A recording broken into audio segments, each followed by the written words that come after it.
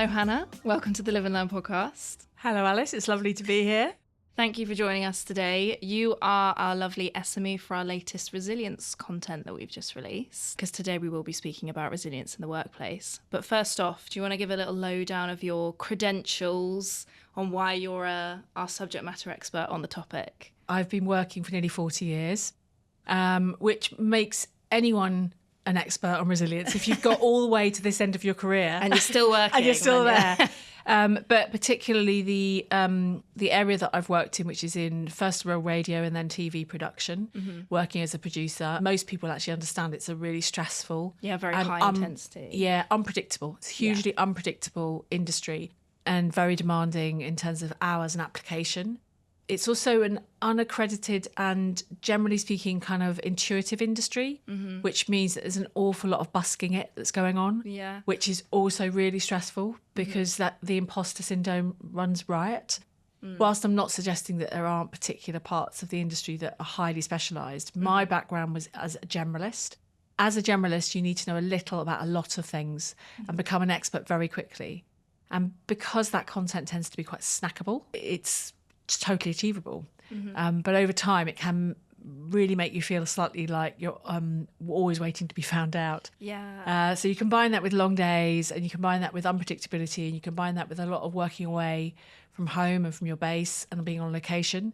So you really need to be resilient to survive and to thrive in that particular world. And what made you then make the transition from being in production into what you do now, which is teaching resilience? Interestingly, I got burnt out.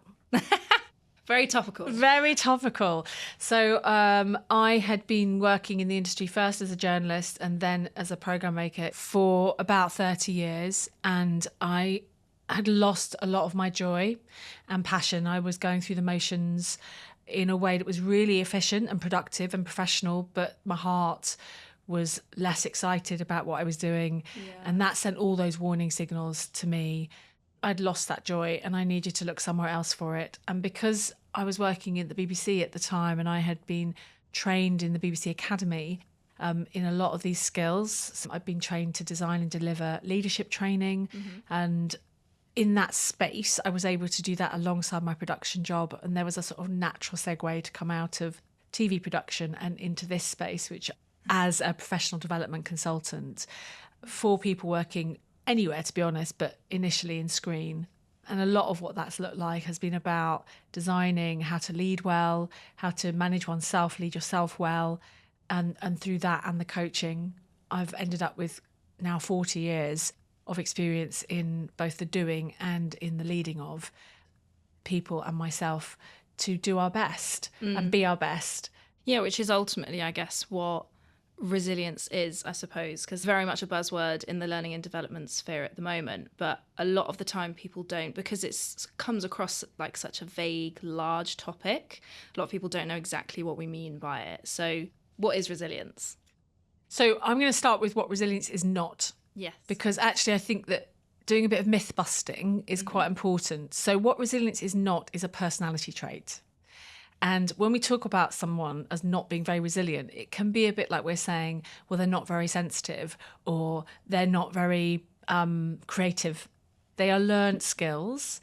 And that's the really positive side of that. So it's not about gritting your teeth and getting on with things. And it's not about castigating yourself for not being resilient enough without some leadership and some instruction on how to be resilient.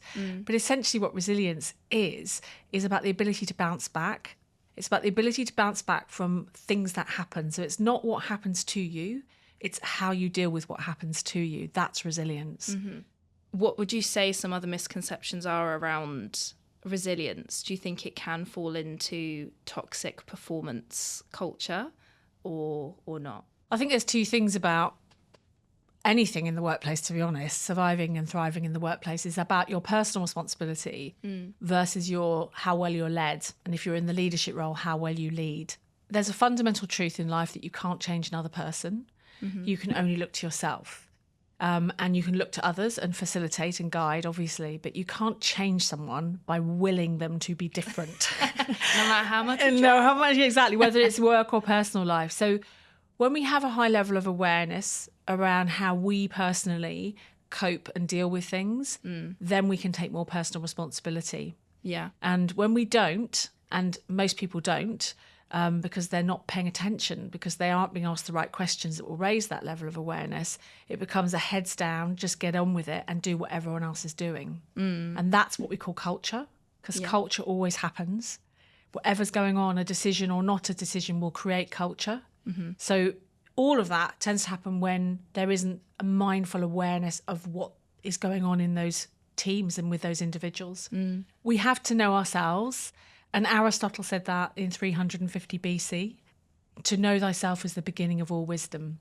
So when we know ourselves, we know how we respond to situations. And I just said earlier, it's not what happens to you, it's how you respond. If we don't know ourselves and you've got an entire group of people from 5 to 15 to 50 people who are not aware of their personal reactions to difficult situations, it's an absolute recipe for resilience disaster. Yeah, I was going to say, do you feel like it can drift then into sort of therapy territory, I guess? Because there's a lot of talk these days, especially we come across it a lot in the learning and development space, of this sort of over expectation on managers to sort of manage their employees' mental health. I actually had a previous role, not this one, but at a previous role, I had a manager who, not to say that they were a perfect manager, but I was very stressed in the role that I had. And I remember she always used to say to me in one-to-ones, she'd say, I need you to bring me solutions, Alice, not problems. And I struggled with that because I was like, but I don't know what the solution is and I can't figure that out until I've told you what the problem is. But I do think in those situations, there probably was quite a lot of responsibility on myself to recognise that I was stressed, to recognise what was causing me stress, and to then understand what I needed to ask of my manager. So when we're talking about personal responsibility over resilience, where would you kind of start with that? I think that when we feel under enormous pressure, we tend to revert to old behaviours and to comfort zones, which are not always the best place for us to be. So getting some balance and some separation from the situation that you're in feels really important to be able to see things clearly. It's quite literally the lovely adage of you can't see the woods from the trees is because you're just too close to everything. So then that brings us back to that issue of how do we stay resilient in our lives and in our workplace, and it is about balance. Resilience tends to, in terms of the way we respond to situations, get out of whack when everything else is out of whack. If everything is calm and beautiful and wonderful in our lives, then it's quite easy to be able to manage to think about ourselves, mind, body and soul, and look after each part of who we are without much pressure. But when things start to drop and we then lose perspective, and then we can't see the woods from the trees, and then we get into that place where we don't know the answers to those really basic questions, like what do you want and what do you need? Those are really challenging situations. So in terms of that personal responsibility, the personal responsibility is to know yourself, not to know other things that you can't possibly know, but to know yourself is really important. So you need the space to be able to do that. And it becomes a sort of cyclical situation, and sometimes you have to put a circuit break in. But no one else is the special correspondent on you. Nobody, not your boss, your partner, your parent, your best friend, they can't see into your soul to know, I know exactly what Alice needs, this, that and the other. They can have a guess. But ultimately, you're the one who needs to know. And so we need to do whatever we have to do to make sure that we can stay in touch and in tune with that. So it could be that actually what you needed in that situation was a bit of space and someone to talk through the particular challenge and maybe externalize it, so that in that dynamic of talking to another human being, you start to get some ideas and get some solutions. And then it's that first step that breaks you out of that cycle, which can become quite catastrophic in thinking because it impacts you and then you just don't know anything. I know you're in a worse position than when you started. Yeah, really. does that make sense? Yeah, no, definitely. I mean, what other kind of tips or like tools would you give to people to help understand that it's, you know, knowing yourself, knowing what you need? How can you set yourself up in a position at work? I mean, I think that one of the things that I've noticed in myself and others is that when we are in a reactive space, it's really hard to be resilient. Because we don't give ourselves time to think about what's the best situation here. So we talk a lot in life and work about strategy. Yeah. So all a strategy is starting with the end in mind and working backwards. So a strategy is, what's the goal here? To come up with solutions, not problems. What's the goal? You'll know particularly what they were. So to do that, you need to change your thinking. So I think that the ways that we change our thinking are that we put ourselves into different situations, just as a thinking about those tips, you know, put yourself into a different situation. I do a lot of thinking walking the dog. Yeah. And the thing that's really interesting about that type of thinking is I'm not thinking. I'm just doing something else that is absorbing, and it puts me into my body as opposed to into my head. And I'm not thinking about anything because I'm just walking the dog. And I might even be listening to a podcast or music or something else. But as a result of that activity, I will have a thought. If that makes sense. Do you recognise that yourself? Yeah, your thoughts are just going on in the background, but you're not really paying attention to them. Yeah, but when you're sat at a desk and there's huge pressure piling on, and whether it's loud or quiet, but there's an expectation that you're going to reach into your carpet bag and pull out the hat stand like Mary Poppins, that's not the best place to find that solution. But it's very hard in that moment to say, I am taking lunch. Yeah. And I'm going to go and walk in some green space, or I'm going to walk to the shop, or I'm going to talk to someone while I walk, and I'm going to get a different perspective on this situation. So changing the perspective is really valuable, and thinking about what do you need in that situation to give yourself the best opportunity to come up with that solution or to start changing your thinking. Getting out of your head and into your body can be really valuable for that, because it requires you to do something different. Yeah, physical exercise. I mean, we know it's great for mental health as well. But I guess, could you say something similar in terms of getting into your body, like taking up hobbies or things like that, where you're doing something else? Yeah, would that 100%. Help as well? Yeah, absolutely. It's really interesting because our brain works so clever. So, I mean, you know, thousands and thousands of years of evolution, and yet in our brain, we are still quite primitive. And so we have quite primitive reactions to stress and external pressure. I mean, it's up for debate. The science changes all the time, but I'm going to go with the 3 brains theory here. So we have 3 brains. We have a brain that looks after our physiological function. So the brain that tells our heart to beat and our lungs to breathe, that we don't have to think, beat, beat, beat. Yeah. It just happens. Yeah. And then we have another brain that is the brain of our strong emotion, often called the chimp brain. The brain that can hijack us, because that strong emotion can, as you would expect, thinking about how we see chimp, they are explosive sometimes in their emotional outpourings, verbally and physically. And then we have our logic brain, which I always think is the kind of foldy bit of our brain that sort of like is the logical thinking cognitive bit, which is the bit we employ at work a lot. But because the other bits of our brain are actually more powerful than that modern foldy brain bit, we can get hijacked by those strong emotions, and then we stop being able to think. So there's a great, I know, I'm aware if people are listening and can't see this, you won't be able to see it, but there's a great image that you can think of in terms of your forearm is your brain that is what we call our limbic brain, our old brain that tells our heart to beat and our lungs to breathe. And then our thumb tucked into our palm of our hands is our chimp brain. And then the fingers represent the foldy brain, the modern brain, the logic brain. When we're under pressure or we have a flood of cortisol for some reason, we literally flip our lid. And this thinking bit of brain is disabled for that period of time that our body is flooded with cortisol, stress hormone, and we lose that ability. But the thing that's really interesting is that can only last for 2 minutes physiologically. So the physical response, the surge of the hormone is brief. But the thing that means that it can take hours for this bit to close again is the thinking. Because it perpetuates literal physical hormonal response because we're constantly thinking about it. So to change that and to change that way of responding in a situation is to take ourselves out of that environment and replace that. So we can do that with breathing, a particular type of breathing, that very deep breathing into your belly. It changes what's going on here to take it back to this bit. Does that make sense? So the bit that is about the bit of your brain that is telling you to breathe and telling your heart to pump, when we actively engage with that, it takes us back to that space. I see. As opposed to being in this space. Chaotic space. Yeah, walking, being physically outside, changing literally the temperature, changing the type of air that we're breathing, doing a different activity that takes your brain away. I've just learnt to crochet. It's brilliant for that sort of thing. Anything that takes your brain out of the space of, I'm going to solve the problem. Yes. We can do things to help us get there. And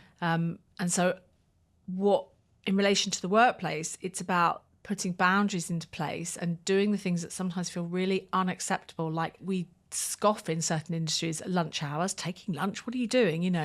Or saying, I need to go home now. And the thing I would say the toppest of all top tips is to frame it through the professional lens. So for me to do this job well for you, I need to think differently, and I'm going to go and do that now. Yes. I need to do X, Y, or Z. And the X, Y, or Z is what you know about yourself. So it's not to go back to Aristotle, to go back to that 2,350 years ago. That's a long time. We've known this about ourselves for a really long time. And how interesting that actually nothing's really changed. They're so stubborn. But also the world of work is still the world of work. It's still difficult. It's still stressful.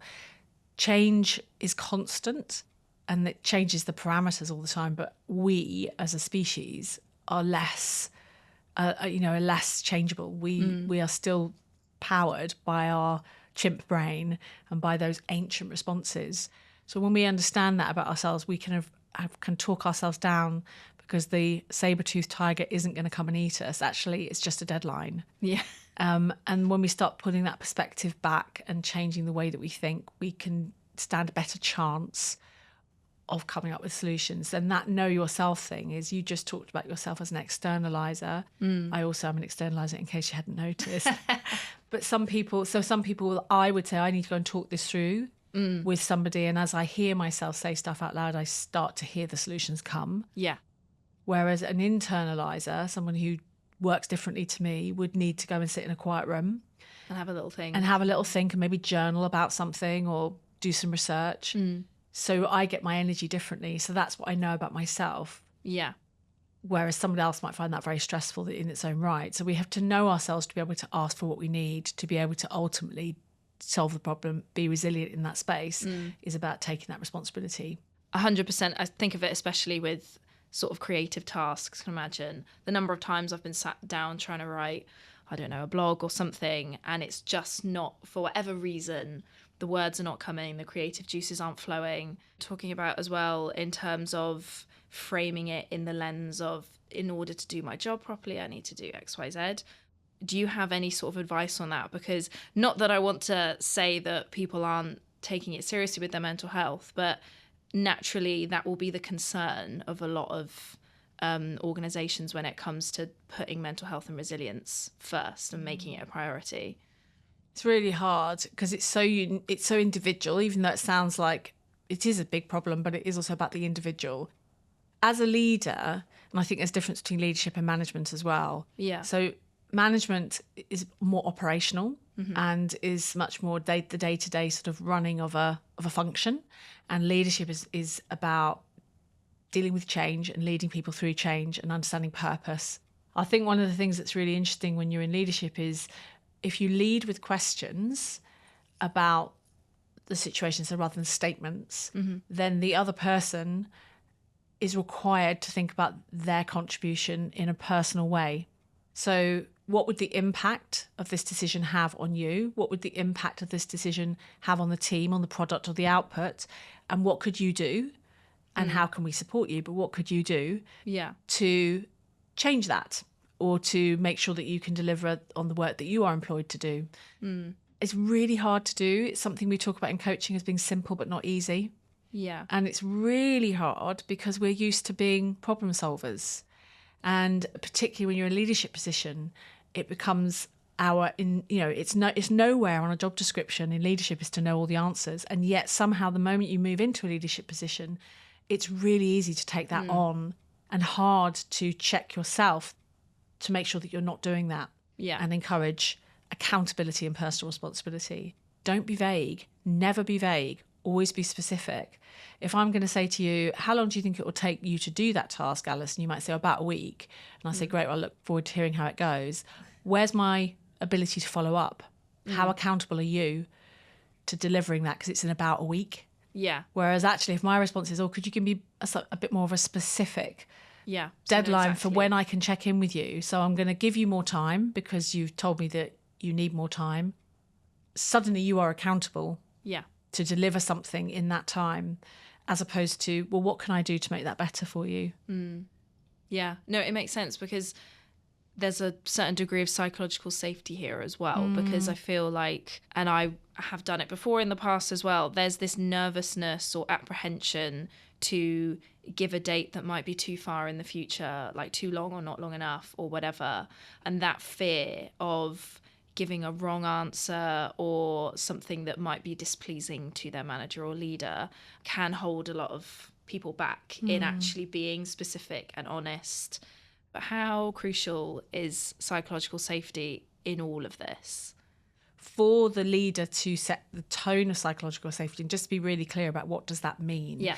It means creating an environment where people are free to speak their truth, whether that's their creative truth or their personal truth, without fear of judgment or criticism or reprisal. So that environment is going to get the best out of everybody, and it often starts from the top. But we can all contribute to that, and we can all contribute to how we actually set up the dynamic and the function of a team, how we're going to work together. There's a great question that you can ask a team as a leader: what do we need to agree to work well together? And everyone's buy-in is really important to that, because then you have a contract with each other around how you behave. And in answering questions, we all can contribute to that and create an environment that is more conducive to work. Now, this all could sound a bit Pollyanna-ish because we don't all work and live in an ideal world. In fact, I would like to meet someone who does. But we have to start with best practice. And we have to start with thinking, what can we do? And because actually feeling powerless doesn't help with resilience. No. And actually empowering yourself, even if it's in a small way, like leaving on time and giving yourself a break to be able to go and work in the way that you need to work, and translating that into all sorts of other ways of thinking, like, I can't think about this on my own. I really need some help. So could we all brainstorm this for 15 minutes? Yeah. Okay, so what would you say a resilient person looks like then? What kind of behaviours does a resilient person typically exhibit? If you've been around a long time and you're really experienced, that doesn't necessarily mean that you are resilient. You will be battle scarred and you will have learnt stuff in your career if you've been working for decades. But actually, we can all still learn resilience. And the kind of people who exhibit resilient behaviour, she says, opening the laptop Here's here. one I Here's one I made earlier. earlier. I'm just going to look down my list of bullet points. They don't take things personally. They are able to separate themselves from the problem. It's not their fault. Yeah. Even if there is something personal in there that they're missing a skill, they will just accept that they need to learn that skill, because no one is perfect. And in their skill set, they have all these other things, and their range of experience, they've got all these other things that they bring. We can't know everything. And they'll just have a pragmatism about that. Yeah. And hopefully everyone who's listening or watching this will know one person who they can go, oh yeah, I dream of being that person. Yeah, they're really So good they at don't this. take things personally.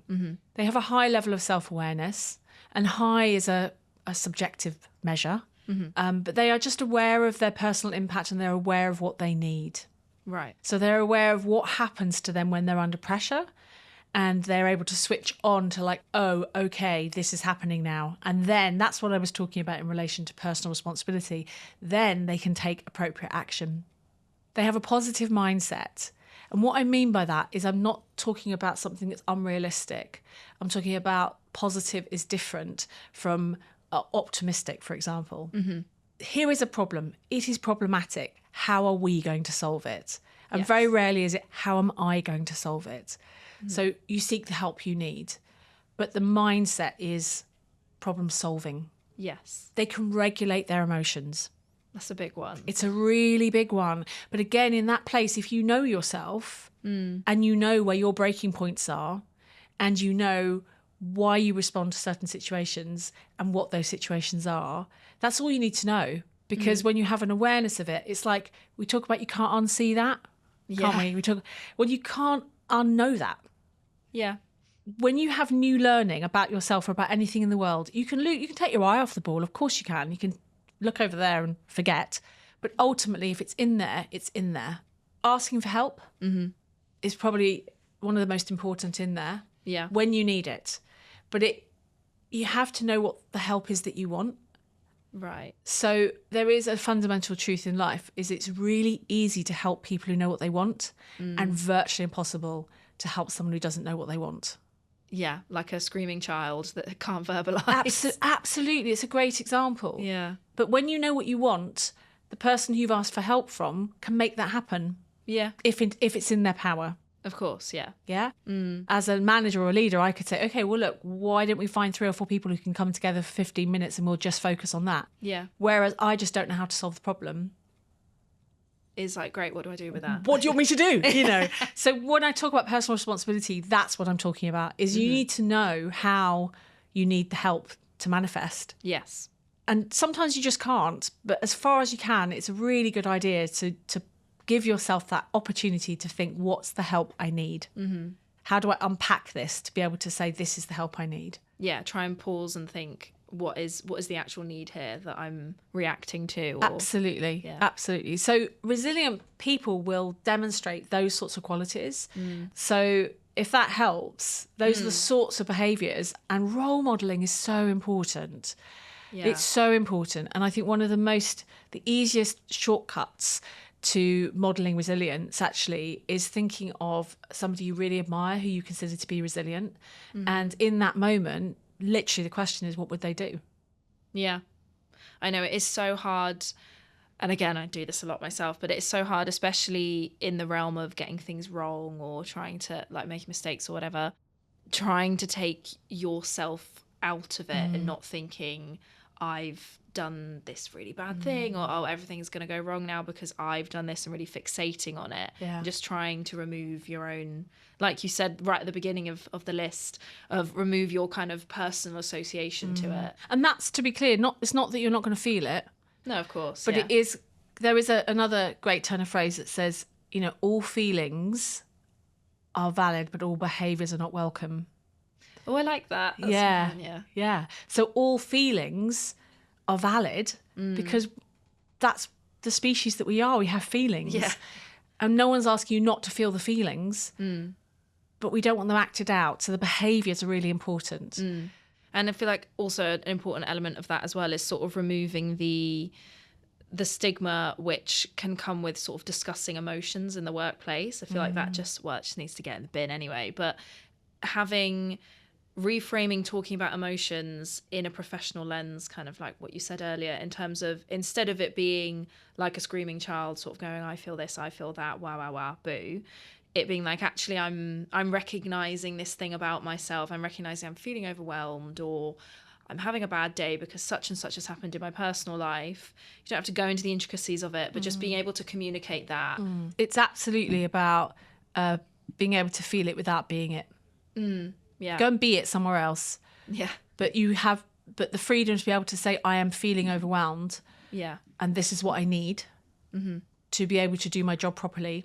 So that I can deliver that thing by 4:00 on Wednesday afternoon when you're going to come and ask me, is I need to work from home one day this week just to get it done with no distractions. Or I need a brainstorm with some other people because I'm going around in an echo chamber, or I need this. And then suddenly you've got agency and you're taking responsibility and you're helping someone else help you. Yeah, precisely. Yeah. So that's my list of what it looks like. And I think that the things that we all need to be able to make sure that we are our best version of each of those. And on each of those, there'll be people who are maxing it out at 100%, and there'll be people who are just starting at 5%. Fine. As long as you're on that journey, that's fine. I've said before about how important it is to be in our bodies. You know, the body keeps the score. And we talk about, you know, what happens when we get run down, we get overwhelmed, we get ill. So taking care of ourselves and building in what we need to be connected to our bodies, what we need to clear our minds, what do we need as an individual? What's our thing that we need to do? So that will be different for everyone. For some people, that's meditation, literal meditation. I do that. I've been doing it for 11 years now, 20 minutes every morning. I'm really bad at it. I'm really, really, really bad at it. I use an app, but the point is I do it every day, even though I'm not very good at it. Gardening, wallpapering, anything that's physically takes you into your body. It's a physical thing. Everyone will understand that in some shape, manner, or form. Cooking, Yeah. Something mindful that means that you're doing something rather than thinking about it. Yeah. And then giving back in some shape, manner or form is also hugely helpful. Again, what it does is it takes you out of you. It stops being all about you. Yeah. And you get a bit of perspective.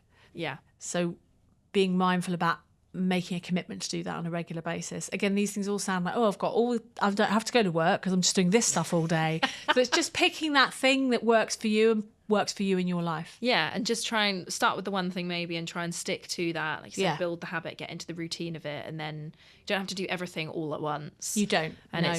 it's just about being 1% better or trying to do Really, 1% better. That's a really good way of putting it. Yeah, rather than being like, I'm going to change my entire life overnight. Exactly, yeah. So, yeah. Wonderful. Well, as we always do with this podcast, as we're kind of in the realm of talking about, bettering ourselves and learning from mistakes specifically, do you have a live and learn experience for us? So a mistake that either made you in your professional career or something that has just slightly altered how you approach things now as a person? I am where I am because I've been doing it a long time, but in the mix over the last sort of 30, 40 years, I've tried everything and it's been about, okay, that didn't work. But I'm not downhearted. I'm just going to say that didn't work. And I'm going to think about what else could I do? Yeah. And I'm going to look around me and think, who are the people who are resilient in my workspace and in my life space? And what do they do? And just copy them because that's how we learn. We learn as children, we copy, and that's truth about how we learn both best and bad behaviours in the workplace. And then just start implementing and trying stuff out. Yeah. So I feel for me, it's a permanent R&D phase. I'm always doing my research and development to work out how I can be more resilient and how I can communicate that as well to the people around me.